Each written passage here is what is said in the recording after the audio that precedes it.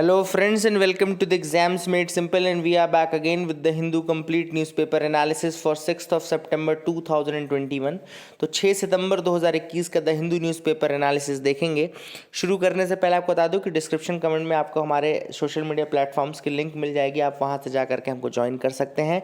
अगर आपको वीडियो पसंद आती है तो please do like the video and do share it among your friends. Start करते हैं आज के सवालों के साथ। पहला सवाल है, how do pressure groups influence governance in India. How do pressure groups influence governance in India? First is contesting in political elections by fielding their candidates. Second, influencing policies by lobbying for them. Which of the following are correct? One only, two only, both या none? Question number 2 is Article 310 and Article 311 of the Constitution sometimes in news is concerned with। तो किसके साथ concerned है? Article 310 और article 311।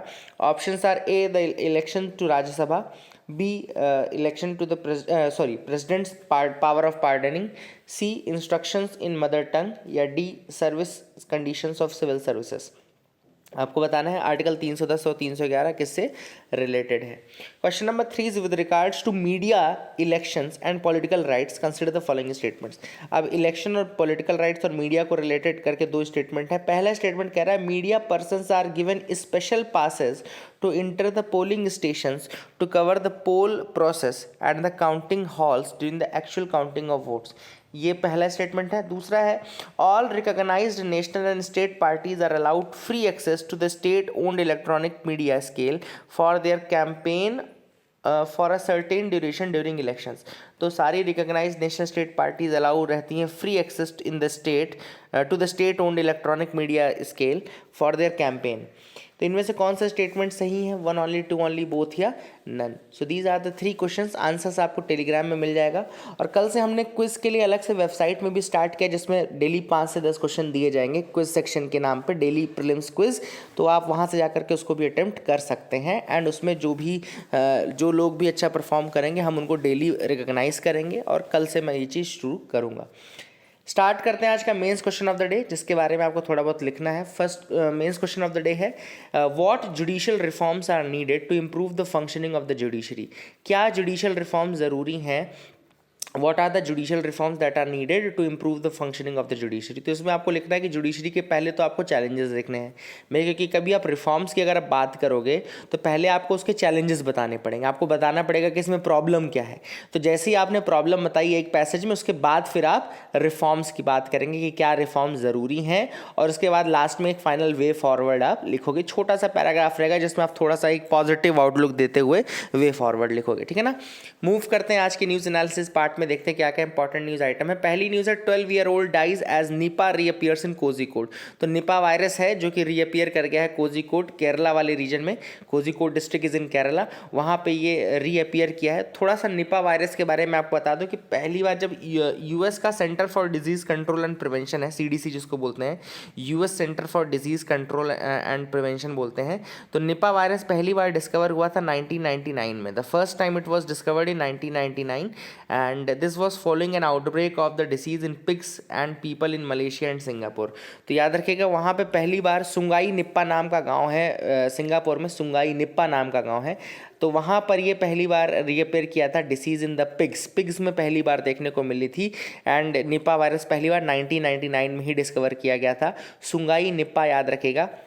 और Malaysia Singapore में ये पहली बार अपीयर हुआ था। फिर सीडीसी की अगर बात माने तो there has been no other known outbreaks of the Nipah virus in Malaysia and Singapore since 1999 but have been recorded almost annually in some parts of Asia since then. जैसे कि बांग्लादेश में, इंडिया में, अलग अलग जगहों पे ये रिपेयर होता रहा है, लेकिन मलेशिया सिंगापुर जहाँ से ओरिजिनेट हुआ वहाँ पे दोबारा इसका कोई इंसिडेंस नहीं देखने को मिला है। सिम्टम्स की अगर हम बात करें तो सिम्टम्स रहते हैं इसके निपा वायरस के, fever, headache, cough, sore throat, difficulty in breathing and vomiting. कौन कौन से? Fever, headache, cough, sore throat, difficulty in breathing and vomiting. कुछ सीवियर सिम्टम्स भी कई बार आ जाते हैं, जैसे कि disorientation, drowsiness, confusion, seizures, coma and brain swelling, encephalitis जिसको हम बोलते हैं, ब्रेन स्वेलिंग। तो ये सारे सीवियर सिम्टम्स भी कई बार इसमें देखने को मिल सकते हैं। A person can be infected with Nipah virus due to direct contact with infected animals such as bats और पिग्स और देयर बॉडी फ्लूइड्स, है ना, जैसे कि यूरिन हो गया, सलाइवा हो गया, ब्लड हो गया, तो ये कुछ बॉडी फ्लूइड्स रहते हैं इन एनिमल्स के जो कि नुकसानदायक रहते हैं। A person can also be infected after consuming food products that have been contaminated by the body fluids. तो कई बार फूड प्रोडक्ट्स भी जो होते हैं वो कंटामिनेटेड रहते हैं, उन कारण से भी ये किसी इंसान को हो सकते हैं। And it can be also be transmitted due to close contact with the person infected with NIV or their bodily fluids। तो अगर किसी व्यक्ति को NIV है, निपा वायरस का इन्फेक्शन है, और दूसरे व्यक्ति उसके फ्लूइड के कांटेक्ट में जाता है तो उसको भी होने के चांसेस बढ़ जाते हैं। तो आई hope you got clarity regarding these news items. आगे मूव करते हैं, Paralympics Noida DM back silver family related. यहाँ पे नोएडा डीएम आप सबको कल मैंने बताया था, सुहास यथिराज, इनको मिला है सुहास LY, जिनको सुहास यथिराज बोलते हैं। He is from Uttar Pradesh cadre, 2007 batch IAS officer.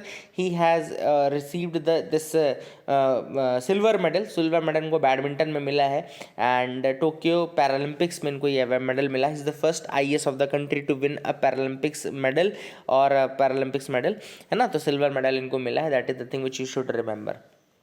Only locals in Ladakh to get resident certificate. अगली जो न्यूज़ है वो है लद्दाख के जो रेसिडेंट्स हैं उनको रेसिडेंट सर्टिफिकेट दिया जाएगा, only to the permanent residents of the Ladakh. तो लद्दाख एडमिनिस्ट्रेशन ने डिसाइड किया है कि एक रेसिडेंट सर्टिफिकेट बनाएंगे। रेसिडेंट सर्टिफिकेट किसको दिया जाएगा? Only to the permanent resident certificate holders of the region, ठीक है ना, permanent resident certificate holders of the region को ये सर्टिफिकेट दिया जाएगा लद्दाख का। जम्मू कश्मीर में ऐसा नहीं है। जम्मू कश्मीर में तो जो नया डोमिसाइल लॉ था वो अलाउ कर रहा था कि आउटसाइडर्स भी जॉब्स के लिए अप्लाई कर सकते हैं, लैंड्स के लिए अप्लाई कर सकते हैं, फैमिली फैसिलिटीज़ के लिए अप्लाई कर सकते हैं।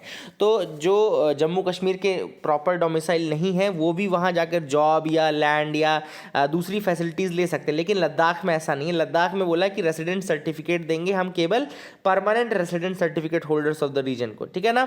अब यहाँ पे Ladakh resident certificate order 2021 pass हुआ है, लद्दाख रेसिडेंट सर्टिफिकेट ऑर्डर 2021, इसको नाम याद रखेगा। और इसमें उन्होंने बोला कि any person who possesses a permanent resident certificate issued by the competent authority in the district of Leh and Kargil और belongs to a category of person who would have been eligible to be issued a permanent resident certificate. तो मतलब कि ऐसा व्यक्ति जिसके पास या तो परमानेंट रेसिडेंट सर्टिफिकेट हो issued by a competent authority, है ना, लेह एंड कारगिल वाले रीजन में, या फिर ऐसा व्यक्ति जो कि एलिजिबल हो to be issued a permanent resident certificate shall be eligible to receive the resident certificate. तो ऐसे व्यक्ति जिनके पास या तो परमानेंट रेसिडेंट सर्टिफिकेट हो issued by the competent authority, या फिर ऐसा व्यक्ति जो एलिजिबल हो कि उसको परमानेंट रेसिडेंट सर्टिफिकेट मिल सके, they will be issued this resident certificate. तो जो नया रेसिडेंट सर्टिफिकेट इशू करने की बात की जा रही है ये इनके लिए इशू होगा। फिर इसके बाद उन्होंने कहा कि all the tehsildars have been authorised as the competent authority to issue the resident certificate. तो रेसिडेंट सर्टिफिकेट इशू करने का जो कॉम्पिटेंट अथॉरिटी वो तहसीलदार रहेंगे, ठीक है ना, तो tehsildar will be the competent authority to issue the resident certificate. फिर इसके बाद उन्होंने एज लिमिट में भी रिलैक्सेशन दिया है। The upper as limit has been enhanced for the reserved category candidates from 43 to 44 years and for the general category candidates from 40 to 42 years and for the physically challenged candidates from 42 to 44 years। तो 2-2 साल सबकी बढ़ा दी गई है यहाँ पे, जो high capped as रहेगी, ठीक है ना। तो that is another thing which is important. I hope you got clarity regarding this news item as well. पहले न्यूज़ आइटम वाला पार्ट कंप्लीट कर लेते हैं, फिर एडिटोरियल्स देख लेंगे।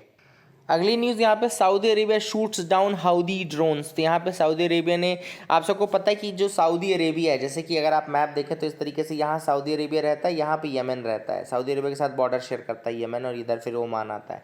तो यमन और सऊदी के बीच में लड़ाई चलती रहती है। यमन में हाउदी रेबल्स हैं जो कि लड़ते रहते हैं, टॉपल करने की कोशिश करते हैं गवर्नमेंट को। थोड़ा मैं इसकी डिटेल आपको दे देता हूँ, थोड़ा इसके अंदर की चीज़ें बता देता हूँ। हाउदीज़ हैं कौन? तो Houthis are large clan originating from Yemen's north western Saada province. याद रखेगा, यमन का एक प्रोविंस है सादा प्रोविंस, जहाँ से ये बिलोंग करते हैं। Houthis they belong to that and they practise Zaidi form of Shiaism, है ना, शीज़म का जायदी फॉर्म, ये याद रखेगा, जायदी शीज़म को ये फॉलो करते हैं। Zaidis make up about 35% of Yemen population. Yemen की पॉपुलेशन का 35% जायदी हैं, है ना, याद रखिएगा। एंड जायदी कौन होते हैं? जायदी इमामेट रूल यमन फॉर 1000 ईयर्स, तो 1000 साल तक लगभग जायदीज वहाँ पे रूल करते रहे।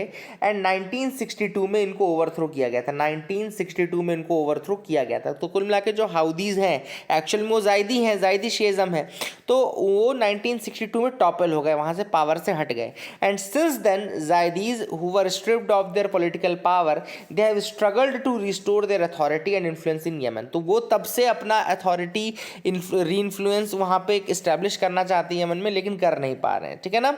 In the 1980s, the Houthi clan began a movement to revive Zaidi traditions. तो 1980s में हाउदी क्लैन जो थे उन्होंने एक मूवमेंट स्टार्ट किया कि वो अपने जायदी ट्रेडिशंस को रिवाइव करेंगे।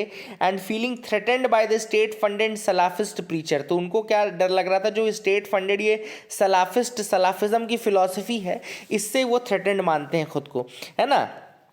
यहाँ पे उन्होंने हाउदी एरियाज जो थे वहाँ पे बेस बना लिया था सलाफिज्म के। And not all Zaidis however align with the Houthi movement, सारे जायदी जो है वो हाउदी मूवमेंट पे बिलीव नहीं करते हैं, याद रखिएगा, ये भी इंपॉर्टेंट चीज़ है कि सारे जायदीज जो हैं वो हाउदी मूवमेंट पे बिलीव नहीं करते हैं। तो हाउदीज जो है वो सलाफिज्म के अगेंस्ट भी लड़ रहे हैं, कल ना कि इनको ये भी कहना है कि हाउदीज जो है वो सलाफिज्म के अगेंस्ट हैं।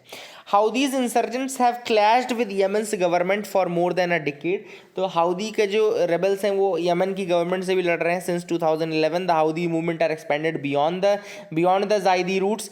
और अंसारुल्लाह, आपको पता है ये अंसार के फॉलोअर हैं, ये अंसार के फॉलोअर कहलाते हैं। The insurgents have also been begun referring to themselves as Ansarullah और द पार्टी ऑफ गॉड, बोलते हैं पार्टी ऑफ गॉड, अंसारुल्लाह बोलते हैं खुद को, या पार्टी ऑफ गॉड, ठीक है ना।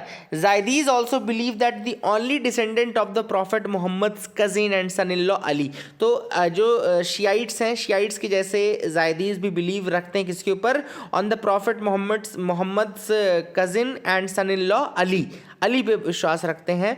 एंड उनका ये मानना है कि Ali is the true descendant जो है वो अली ही हैं। एंड इनका ये मानना है कि most adherents of the Zaydism reside in Yemen and Zaydis make up around 8% of the world's 70 million Shiites, तो 8% of the world मतलब कि Shiites का ये फॉर्म करते हैं जायदीज। तो ये भी आपको थोड़ा बहुत फैक्ट्स याद रखना है। तो थोड़ी ये सारी चीज़ें थी जो मैं आपको बताना चाहता था। UAE unveils new visa investment plans, तो यूएई जो है अब वो नए वीज़ा और इन्वेस्टमेंट प्लान्स लेकर के आगे आया है, बिकॉज उनका ये कहना है कि now since we are entering into the 50 years of our economy, तो यूएई का कहना है कि अब वो चूँकि 50वें साल में एंटर कर गए हैं, 50th एनिवर्सरी वो मना रहे हैं, है ना। यूएई चाहता है कि वो अपनी इकोनॉमी को और ओपन करे और ज़्यादा बाहर के जो लोग हैं उनके साथ कॉन्टैक्ट बनाए। तो इसके लिए उन्होंने 2 नई वीज़ा कैटेगरी बनाई है। UAE has launched 2 new visa categories, एक है फ्रीलांसर्स कैटेगरी एंड दूसरी है एंटरप्रेन्योर्स कैटेगरी, ठीक है ना, एंटरप्रेन्योर्स एंड स्किल्ड वर्कर्स। तो एक है फ्रीलांसर्स कैटेगरी और दूसरी है entrepreneurs and skilled workers category. तो यहाँ से वो क्या करेंगे, basically they are creating these categories to attract and retain the foreigners with desirable skills officials. ये मतलब उनका कहना है कि ऐसे ये कैटेगरीज के थ्रू वो अट्रैक्ट करना चाहते हैं, रिटेन करना चाहते हैं किसको, फॉरेनर्स को, जिनके अंदर डिजायरेबल स्किल्स हो, जो जॉब चाहते हों, कुछ एंटरप्रेन्योर्स जो कि सपोर्ट चाहते हो, ठीक है ना। And foreigners in the UAE usually have renewable visas valid only for a few years tied to employment. अभी तक जो यूएई में होता है वो रिन्यूएबल वीज़ाज रहते हैं, only valid for a few years tied to employment. The new green visa, लेकिन जो नया ग्रीन वीज़ा है, it is for skilled workers, will have more flexibility for in sponsoring family members and will allow more time to find a new job. तो अब जो नया visa है green visa, ये स्किल्ड वर्कर्स को और flexibility देगा कि वो अपनी फैमिली को स्पॉन्सर कर सकें, एंड उनको और ज़्यादा टाइम देगा। अगर उनका कहीं जॉब छूट जाता है तो दूसरा जॉब ढूंढने के लिए भी उनको टाइम दिया जाएगा, ताकि एक एम्प्लॉयमेंट खत्म होने के बाद ऐसा ना हो कि वो वीज़ा खत्म उनको वापस आना पड़े, तो उनको और टाइम मिलेगा, ठीक है ना। That is the thing which is important. I hope you got clarity. Guinea in turmoil, soldiers से गवर्नमेंट डिसॉल्व्ड, बॉर्डर्स क्लोज। तो यहाँ पर टर्मोइल कहाँ देखा जा रहा है, गिनी में, है ना। अफ्रीकन नेशन है गिनी, आप सबको पता है। गिनी जो भी बोलना है आपको वो बोल सकते हैं। यहाँ पे आर्मी जो है उसने ओवरथ्रो कर दिया है गवर्नमेंट को, एक कू के थ्रू उन्होंने ओवरथ्रो कर दिया है, ऐसा कहना है आर्मी का। तो टर्मोइल कहाँ पे है? गिनी में, अफ्रीकन नेशन है, जहाँ पर हमने क्या देखा, हमने देखा वहाँ पे आर्मी ने डिथ्रोन कर दिया है जो वहाँ पे इलेक्टेड गवर्नमेंट है। Guinea is one of the world's poorest countries, याद रखिएगा, one of the most poorest countries है, जबकि बहुत सारे रिसोर्सेज हैं यहाँ पर, है ना, but since there is political instability therefore ये one of the poorest countries में आती है, ठीक है ना। एंड स्टेट टेलीविज़न का, प्रेसिडेंट का, दोनों का कैप्चर कर लिया गया है यहाँ पे। तो that is again a thing which was in news. अगली न्यूज़ है, देखो, logistics agreement with Russia to be signed सून।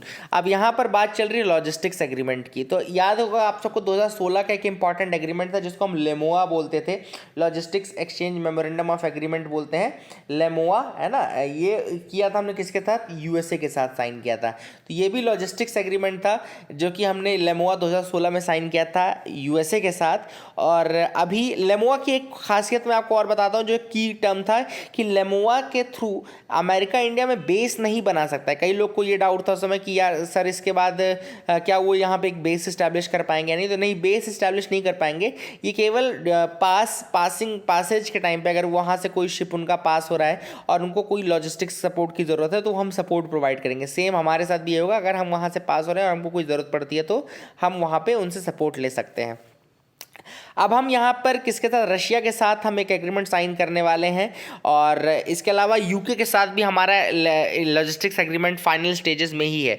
इसका जो बेनिफिशियरी होगा सबसे ज़्यादा वो नेवी होगा, ऑब्वियस सी बात है। जैसा कि मैं आपको बता रहा हूँ शिप्स पास होते हैं, तो इसका जो बिगेस्ट बेनिफिशियरी होता है वो कौन होता है? नेवी होगा, है ना, क्योंकि अगर कभी ज़रूरत पड़ती है तो इंटरऑपरेबिलिटी हाई सीज में, या कोई वहाँ पर कोई भी ड्यूटी कॉल होता है, कोई भी ऐसी चीज़ होती है जहाँ पर उनको ज़रूरत पड़ती है, ऐसा है ना, किसी भी चीज़ की, तो वो वहाँ पे हेल्प ले सकते हैं। रशिया के साथ हम रेलॉस, याद रखिएगा, रेलॉस साइन करने वाले, जिसको reciprocal exchange of logistics agreement बोलते हैं। RELOS, reciprocal exchange of logistics agreement, it is likely to be signed in a month और two, while with the UK, जो यूके के साथ है वो फाइनल स्टेजेस में ऑलरेडी है और उसका कंक्लूजन हो सकता है। रिलॉस याद रखना, ये टर्म रिलॉस याद रखना, reciprocal exchange of logistics agreement, reciprocal exchange of logistics agreement, ये टर्म याद रखना। फिर इसके साथ India has signed several logistic agreement with quad countries, जैसे कि फ्रांस, सिंगापुर, साउथ कोरिया, इनके साथ हमने ऑलरेडी साइन किया हुआ है। और लेमोआ 2016 में हमने यूएसए के साथ साइन किया है। अब हम किसके साथ? यूके और रशिया के साथ साइन करने वाले हैं। तो ये कंट्री से कुछ नाम याद रखना, ताकि कई बार यूपीएससी पूछ लेता है कि इनमें से किस कंट्री के साथ हमने लॉजिस्टिकल एग्रीमेंट साइन किया है, इनमें से किस कंट्री के साथ हमने लॉजिस्टिकल एग्रीमेंट नहीं साइन किया है, तो वहाँ पर आपसे बनता रहता कि, है ना। आगे मूव करते हैं एडिटोरियल पेज में। पहला जो एडिटोरियल हम डिस्कस करेंगे वह है national monetisation pipeline and the infrastructure deficit. अब यहाँ पर ऑथर ने बात की कि अगर नेशनल मोनेटाइजेशन पाइपलाइन, जिसको कि जो प्लान आया है नया कि पब्लिक इंफ्रास्ट्रक्चर को हम प्राइवेट को दे देंगे, ओनरशिप चेंज नहीं होगी, हाँ उनसे हम कुछ लमसम अमाउंट ले लेंगे और उनको बोलेंगे भैया 10 साल तक 15 साल तक आप इसको ऑपरेट करो, उसके बाद वापस आप हमको ओनरशिप ट्रांसफ़र कर देना, है ना। तो कुल मिलाकर के ये है नेशनल इंफ्रास्ट्रक्चर मोनेटाइजेशन पाइपलाइन, है ना। तो अब ऑथर ने इसके लिए बोला कि जो सबसे बड़ी की है वो ये है कि यहाँ पे इंफ्रास्ट्रक्चर होना ज़रूरी है और इंफ्रास्ट्रक्चर की क्वालिटी अच्छा होना ज़रूरी है। दोनों चीज़ें इंपॉर्टेंट है। पहली चीज़ कि आप देखो, अगर आप कोई चीज़ प्राइवेट को दोगे तो वो अच्छी कंडीशन में होगी तब तो वो लेगा, अदरवाइज वो लेगा ही नहीं। तो कुल मिलाकर के दो जो बेसिक रिक्विजिट हो गए वो क्या होगा कि पहला तो आपके पास इंफ्रास्ट्रक्चर का होना ज़रूरी है, और दूसरी चीज़ इंफ्रास्ट्रक्चर के साथ साथ आपके पास एक और चीज़ ज़रूरी है होना, वो है इंफ्रास्ट्रक्चर की क्वालिटी अच्छा होना। तो दोनों चीज़ें ही इंपॉर्टेंट है in this case, this is what the author says. दूसरी चीज़ उन्होंने नेशनल मोनेटाइजेशन पाइपलाइन का क्रिटिसिज्म ये किया है कि अगर आप ट्रांसफ़र करते हो तो क्या होगा कि ये मोनोपोलीज क्रिएट कर देगा। क्यों मोनोपोलीज क्रिएट कर देगा? आपको भी पता होना चाहिए कि जैसे देखो रोड है, रेलवे है, कुछ पोर्ट्स हैं, कोई ऐसी चीज़ अगर सपोज जा रही है तो ये कोई छोटे मोटे प्लेयर तो ले नहीं पाएंगे, ये बिल्कुल बड़े प्लेयर्स ही ले पाएंगे। अब बड़े प्लेयर ही जब इसको ले पाएंगे तो धीरे धीरे लेते लेते वो मोनोपोली क्रिएट कर देंगे, है ना। जब मोनोपोली क्रिएट होती है तो प्राइजेस हमेशा बढ़ते हैं। याद रखिएगा, अगर मोनोपोली क्रिएट होती है ना तो प्राइसेस हमेशा बढ़ते हैं। तो ये एक क्रिटिसिज्म है जो कि नेशनल मोनेटाइजेशन पाइपलाइन का किया गया है ना। भाई ऑब्वियस सी बात है, मोनोपोली है तो वो जिस प्राइस पे बेचना चाहे उस प्राइस पे बेच सकता है ना। उसके पास कौन दूसरा कंपटीशन है। Monopolisation is inevitable in case of highways and railway line. तो उन्होंने कहा कि रेलवे लाइन और हाईवेज के केस में तो ये इनएविटेबल है कि मोनोपोलाइजेशन ना हो, while it is not in the case of warehouses. हाँ, वेयर हाउसेस के केस में जरूर ऑथर ने कहा है, क्योंकि वेयर हाउसेस केस में ऐसा नहीं होगा कि सिंगल बिल्डर को ही सब कुछ बेच दिया जाए। तो वेयर हाउसेस के केस में जरूर यहाँ पे मोनोपोलाइजेशन नहीं होगा, लेकिन अदरवाइज सारे केसेस में मोनोपोलाइजेशन होगा। यहाँ पे ऑथर ने एक और चीज़ बोली है कि जो मॉडल्स सजेस्ट किए गए हैं उसमें एक मॉडल पीपीपी मॉडल भी सजेस्ट किया गया है। अब ऑथर ने यहाँ पे पीपीपी मॉडल को पूरा रिजेक्ट करते हुए कहा है कि पीपीपी मॉडल बहुत ज़्यादा रिस्की है, क्योंकि अगर आप ये देखें ना कि जो 2008 की सब प्राइम क्राइसिस आए थे वो भी पीपीपी का ही कारण थे, और इंडिया में भी जो कहीं ना कहीं जो एनपीए बढ़ा है उसके पीछे भी ये पीपीपी मॉडल ही है, पब्लिक प्राइवेट पार्टनरशिप, जिसमें कि खूब सारा इन्होंने लोन लिया, खूब पैसा लिया बैंकों से, उसके बाद सब डिफ़ॉल्ट कर गए, फेल हो गया, कोई प्रोजेक्ट आधा रुक गया, कोई प्रोजेक्ट पूरा होगा जरूर, लेकिन कुछ आधे में ख़त्म हो गए, जिसमें आधे में ख़त्म हो गए वहाँ पे लोगों ने लोन भरने से मना कर दिया, और सारा कुछ कन्वर्ट हो गया किस में, कन्वर्ट हो गया आपके नॉन परफॉर्मिंग एसेट्स में कन्वर्ट हो गया। अब यहाँ पे देखो लिखा है ना कि वही जो पीपीपी मॉडल बेस्ड थे वही कंट्रीब्यूट कर रहा था सबसे अधिक एनपीए में, तो एनपीए में सबसे अधिक कंट्रीब्यूशन ये पीपीपी मॉडल का ही है। India's infrastructure has not expanded precisely because the assets generate too little revenue. अब एक और जो इशू है एसेट्स के साथ इंडिया के वो ये है कि इंडिया के एसेट्स जो है वो बहुत कम रेवेन्यू जनरेट करते हैं, they generate too little revenue, बहुत कम रेवेन्यू जनरेट करते हैं, और जब बहुत कम रेवेन्यू जनरेट करते हैं तो उनका खुद का मेंटेनेंस बराबर पैसा भी वो नहीं वसूल पाते हैं। जब मेंटेनेंस बराबर पैसा भी नहीं वसूल पाते तो उनमें इन्वेस्टमेंट कहाँ से होगा, मेंटेनेंस कहाँ से होगा, ठीक है ना। तो उनका अपग्रेडेशन तो तब होगा ना जब उनका नॉर्मल मेंटेनेंस पूरा हो पाएगा। तो जब ये इतना पैसा भी नहीं वसूल कर पाते कि इनका अपग्रेडेशन हो तो किस तरीके से काम होगा, that is a big question. अब एक और चीज इन्होंने इशू उठाया, वो ये उठाया कि पहला तो आपने ये तो बोल दिया कि हम अपना ओनरशिप ट्रांसफर करेंगे, प्राइवेट लेगा, ये लेगा, लेकिन क्या प्राइवेट लेगा, is private sector interested enough. जैसा कि अगर आपने एयरवेज में देखा हो, एयर इंडिया का कई बार हमने देखा है कि उसको एयर इंडिया को कोई खरीदने के लिए तैयार नहीं है, तो ऐसा कहीं एनएमपी के साथ भी ना हो जाए, this is a big question. Author कह रहा है कि जरूरी नहीं कि आप बेचने के लिए तैयार इसलिए कोई खरीदने वाला भी बैठा हुआ हो, आप देने के लिए तैयार है लेकिन लेने वाला अगर नहीं बैठा है तो हो सकता है कि आप ना दे पाए, इसका कोई बेनिफिट ना निकले, है ना। तो that is the big thing. इसके अलावा इन्होंने ये भी कहा है कि ऑथर ने कहा है कि भैया जो गवर्नमेंट प्लान कर रही है वो लगभग 6 लाख करोड़ का प्लान कर रही है कि 4 सालों में 6 लाख करोड़ मिलेगा। तो क्या ये 6 लाख करोड़ सफिशिएंट है? तो ऑथर का कहना है नहीं, ये सफिशिएंट नहीं है, क्योंकि ये गवर्नमेंट ने खुद ही बोला है कि उनको जो इंफ्रास्ट्रक्चरल इन्वेस्टमेंट की जरूरत है वो 100 लाख करोड़ की है, 100 लाख करोड़ की नीड है, उसमें से आपको 6 लाख करोड़ मिल भी जाए तो उससे क्या होने वाला है, ठीक है ना। तो वही वाली बात है, यहाँ पे इस आर्टिकल में सारी चीज़ें ऑथर ने कही है कि ठीक है पुश अपनी जगह है, लेकिन इसके कुछ अभी भी चैलेंजेस हैं, कुछ अभी भी बॉटलनेक्स है जिनको कि पूरा करना, सही करना बहुत ज़रूरी है, अदरवाइज आपको बहुत ज़्यादा पैसा नहीं मिल पाएगा। So that is the thing which is there. अगला आर्टिकल हम देखने वाले हैं the judicial role in improving the law making. यहाँ पे ऑथर ने बात की है कि अभी कुछ प्रॉब्लम्स चल रही हैं लॉ मेकिंग में। प्रॉब्लम क्या क्या चल रही है लॉ मेकिंग में, एक एक करके मैं बता दूं। पहली चीज़ तो ये चल रही है रश्ड लॉज। पहली प्रॉब्लम जो है वो रश्ड लॉज की, मतलब कि लॉज बहुत जल्दी जल्दी पास किए जा रहे हैं, बिना किसी डिबेट के पास किए जा रहे हैं, बिना किसी डेलिब्रेशन के पास किए जा रहे हैं, यानी कि rushing of passage of law हो रहा है। दूसरी चीज़ क्या हो रही है कि अगर डिबेट डेलिब्रेशन नहीं होगा तो पार्लियामेंट महज एक रबर स्टैम्प बन के रह जाएगा, और वही हो भी रहा है कि इलेक्टेड गवर्नमेंट इतनी ज़्यादा मेजॉरिटी में है कि अपोजिशन का कोई रोल रह नहीं गया है, और ऐसे में जो है पार्लियामेंट की वर्किंग है वो अपने आप में एक रबर स्टैम्प जैसे काम कर रही है, ठीक है ना। तो इससे हो क्या रहा है, इससे हो ये रहा है कि जो कॉन्स्टिट्यूशनल डेमोक्रेसी के प्रिंसिपल्स हैं, कोर आइडियल्स हैं, वही फुलफिल नहीं हो पा रहे हैं। कोर आइडियल क्या बोलता है भैया कि डिबेट हो, डेलिब्रेशन हो, तब तो डेमोक्रेसी है, अपोजिशन का से हो, लेकिन ये सारी चीज़ें कहीं ना कहीं मिस हो रही हैं, और जब ये सारी चीज़ें मिस हो रही हैं तो ये कॉन्स्टिट्यूशनल डेमोक्रेसी का के कोर आइडियल्स का सेक्रीफाइस है अपने आप में, ठीक है ना। This is what the author says. अब ऑथर ने कहा है कि आप और भी प्रॉब्लम्स मैं एक करके बताऊंगा, आगे बताते हैं कि जुडिशरी का रोल बहुत इंपॉर्टेंट हो जाता है। ऑथर का कहना है कि जुडिशरी बहुत इंपॉर्टेंट रोल प्ले कर सकती है, और अगर चाहे तो लॉ मेकिंग की प्रोसेस को इंप्रूव भी कर सकती है। यह आर्टिकल बहुत ज़्यादा अच्छा आर्टिकल, इसमें बहुत अच्छे अच्छे टर्म्स भी हैं जो पॉलिटी के ऑप्शनल वाले होंगे उनके लिए भी काफ़ी इंपॉर्टेंट है, पबैट के ऑप्शनल्स के होंगे उनके लिए इंपॉर्टेंट है, और प्रीलिम्स के लिए तो है ही।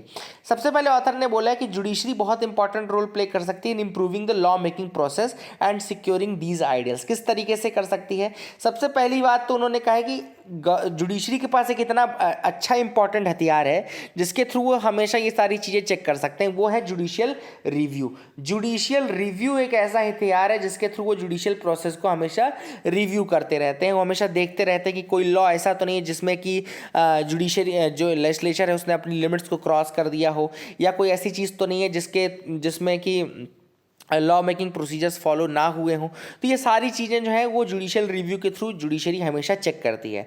ऑथर ने एक और इम्पॉर्टेंट प्रॉब्लम उठाया है, वो उठाई है ये कि अभी तक ये है कि देखो कई बार बिल जो है वो AI और नेस के थ्रू, मतलब जो दोज आर इन फेवर से आईज, जो दोज आर इन फेवर से नेस, ये बोलते हैं ना कि हाँ या नहीं बोल के बिल पास, वॉइस वोट से बिल पास कर दिया जाता है। तो ऑथर ने कहा कि कई बार ऐसा होता है कि सिक्योर मेजॉरिटी नहीं होती है और आर्टिकल 100 वायलेट होता रहता है, लेकिन बिल्स को पास कर दिया जाता है इसी तरीके वॉइस वोट पे। तो ऑथर ने कहा कि ऐसी चीज़ देखने को मिली थी जब हमने देखा है ये फार्म बिल्स के पासेज को। तो फार्म बिल जब पास हो रहे थे ना, तो ऐसे ही आए और ने बोल दिया और अपोजिशन अपोज कर रहा है कि नहीं भैया आप काउंट करो ये, लेकिन बिना काउंटिंग के ही उसको पास्ड माना गया। तो कई बार बिना काउंटिंग के वोट्स को, बिना counting of these ayes and nays, bills को पास कर दिया जाता है। That is a violation of article 100। This is what has been said. इसके अलावा बिल्स, एक और जो मेजर इशू है पार्लियामेंट में देखने को मिला है वो है कई बार बिल्स को मनी बिल की तरह पास कर दिया जाता है। अब मनी बिल की तरह पास करने का एडवांटेज क्या है कि जो बिल है वो राज्यसभा में जाता ही नहीं है। तो इलेक्टेड गवर्नमेंट जो लोकसभा में अगर मेजॉरिटी में है तो वो राज्यसभा को बाईपास करने के लिए क्या कर देती है, बिल को एज अ मनी बिल करती है, पेश करती है। और मनी बिल के केस में आप सबको पता है कि राज्यसभा में, मतलब कि राज्यसभा का कोई ज़्यादा औचित्य रह नहीं जाता है ना, और आर्टिकल 110 का वायलेशन करते हुए वो पास कर देते हैं, ठीक है ना।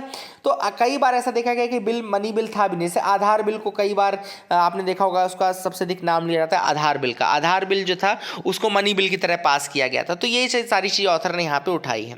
इसके अलावा ऑथर ने कहा, देखो ये आधार का एग्जाम्पल भी उन्होंने लिया, सुप्रीम कोर्ट उन्होंने ये भी कहा था, है ना। तो this is the thing which is important. अब ऑथर ने एक और चीज़ कही कि देखो क्या होता है, कई बार जुडिशरी ने तो ले लिया, लेकिन जुडिशरी तब लेती है जब कई बार उसको किसी ने पॉइंट आउट किया हो या किसी ने पिटीशन डाली हो, तब लेगा। लेकिन on its own suo motu बहुत कम ही है कि जुडिशरी इस तरीके की चीज़ों को अपने हाथ में सुओ मोटू ले रही हो। तो किसी का पिटीशन होना ज़रूरी है। तो ये भी एक अपने आप में इशू है कि अगर किसी ने पिटीशन नहीं किया सपोज, तब तो वो चीज़ अपने आप पास हो जाएगी। अब एक और चीज़ यहाँ पर ऑथर ने बोली, another important method for the judiciary to make deliberation factor in evaluating the constitutional validity of the law. तो ये वहाँ पे जुडिशियल रिव्यू की बात की जा रही है कि कई बार रीजनेबलनेस, जो लॉ की रीजनेबलनेस है वो चेक करता है जुडिशरी, और उसमें ये देखता है कि कोई ऐसा लॉ तो नहीं है जो कि फंडामेंटल राइट को वायलेट कर रहा हो, या किसी ऐसे लॉ को वायलेट कर रहा हो जो कि कॉन्स्टिट्यूशनल सोल हो, या फिर बेसिक प्रिंसिपल को वायलेट कर रहा हो। तो इन बेसिस पे वो लॉ को नल एंड वॉइड डिक्लेयर कर देता है। जैसे एनजैक था, एनजैक को उन्होंने नल एंड वॉइड घोषित कर दिया था, ठीक है। इसके अलावा आपने देखा होगा जो अभी रिसेंटली सुप्रीम कोर्ट ने Indian hotel and restaurants association case आया था। Indian hotel and restaurants association 2013 का केस था, जिसमें court invalidated a law prohibiting dance performance only in hotels with less than 3 stars. तो एक लॉ आया था जिसमें उन्होंने ये कहा था कि 3 स्टार से नीचे जितने भी होटल हैं वहाँ पर डांस परफॉर्मेंस बंद हो जाएंगे। तो Indian hotel and restaurant association 2013 के केस में सुप्रीम कोर्ट ने बोला नहीं, ये इक्वालिटी का वायलेटिव है और ये तो प्रेजुडाइस है कि लोग सिर्फ 3 स्टार से ऊपर के जो लोग हैं वही डिजर्व करते हैं डांस देखना। तो सुप्रीम कोर्ट ने बोला ये गलत है एंड ऐसा नहीं होना चाहिए, and this is violative of the equality, and therefore उन्होंने इसको नल एंड वॉइड डिक्लेयर कर दिया था। अब इस न्यूज़ आर्टिकल में एक टर्म है presumption of constitutionality doctrine. Doctrine of the presumption of constitutionality बहुत इंपॉर्टेंट, बहुत अच्छी डॉक्ट्रीन है ये। मैं आपको बताता हूँ क्या होता है। कई बार एक इंपॉर्टेंट चीज़ ऑथर ने यहाँ पे हाईलाइट की, कई बार क्या होता है जुडिशरी जो रहती है वो इंटरफेयर नहीं करती है लॉ मेकिंग प्रोसेस में। क्योंकि उनको ये लगता है कि सिंस जो लेजिस्लेचर है वो लॉ बनाने के लिए बनाया गया है ऑब्वियस सी बात है, जुडिशरी कई बार ये सोचती है कि जो लेजिस्लेचर है वो लॉ बनाने के लिए बनाया गया है, एंड वो चूंकि वो रिप्रेजेंटेटिव्स ऑफ द पीपल हैं जो लोग लॉ बना रहे हैं, देयरफॉर वो लोगों के हित में ही लॉ बनाएंगे। तो sometimes they presume that the law that is formed is constitutionally valid. कई बार वो प्रिज्यूम कर लेते हैं कि जो लॉ बना होगा वो कॉन्स्टिट्यूशनली वैलिड ही बना होगा, क्योंकि इसको बनाने वाले जो लोग हैं वो इस काम के लिए ही बने हैं, प्लस चूंकि वो रिप्रेजेंटेटिव हैं ऑफ द पीपल, देयरफॉर उन्होंने लोगों के हित में ही लॉ बनाया होगा। तो इसीलिए इसको बोला जाता है presumption of the constitutionality doctrine. Presumption of the constitutionality doctrine इसको कहते हैं। तो ऑथर ये बोल रहा है कि कई बार, लेकिन इसमें एक इशू ये आ जाता है कि कई बार बिना डिबेट और डिलिब्रेशन के ही लॉ पास कर दिया जाता है, और ऐसे में अगर सुप्रीम कोर्ट ने बोल दिया कि भैया प्रिजम्पशन ऑफ कॉन्स्टिट्यूशनलिटी डॉक्ट्रिन है, तो कई बार वो बैकफायर भी कर सकता है। इसलिए ऑथर ने सजेशन ये दिया है कि भैया जुडिशरी को क्या चाहिए, जुडिशरी ये मेक श्योर करे कि केवल उन लॉ में प्रोपोर्शनैलिटी, ये प्रिजम्पशन ऑफ कॉन्स्टिट्यूशनलिटी की डॉक्ट्रिन लगेगी जब गवर्नमेंट इनफ रीजन दे देगा और ये एक्सप्लेन कर देगा कि हाँ ये जो लॉ पास किया गया है ये हमने एक्चुअल डेलिब्रेशन, डिबेट और सबके साथ मिल बांट करके ही पास किया है, तभी ये डॉक्ट्रिन लागू होनी चाहिए। अदरवाइज सुप्रीम कोर्ट को फिर इसकी वैलिडिटी टेस्ट करनी चाहिए, ठीक है ना। That is the thing. इसके अलावा ऑथर ने ये भी कहा कि सीजीआई का जो सजेशन है कि लेजिस्लेशन को अगर रिफॉर्म करना है तो आइडियल सोल्यूशन ये रहेगा to remedy the legislative dysfunctioning without raising concerns of separation of power. तो उन्होंने ये कहा कि आपको अंदर से ही, आइडियल सोल्यूशन ये कि आपको अंदर से ही रेमेडी ढूंढनी पड़ेगी और अपने काम को समझना पड़ेगा, कोऑपरेशन को बढ़ाना पड़ेगा और अपोजिशन की भी इंपॉर्टेंस समझनी पड़ेगी, तभी आप लेजिस्लेचर की फंक्शनिंग को इंप्रूव कर सकते हो। तो that is the need of the hour. So that is it for this article. I hope you got clarity regarding this article. That is it for the day. Please keep loving us, keep sharing us. Thank you and have a nice day.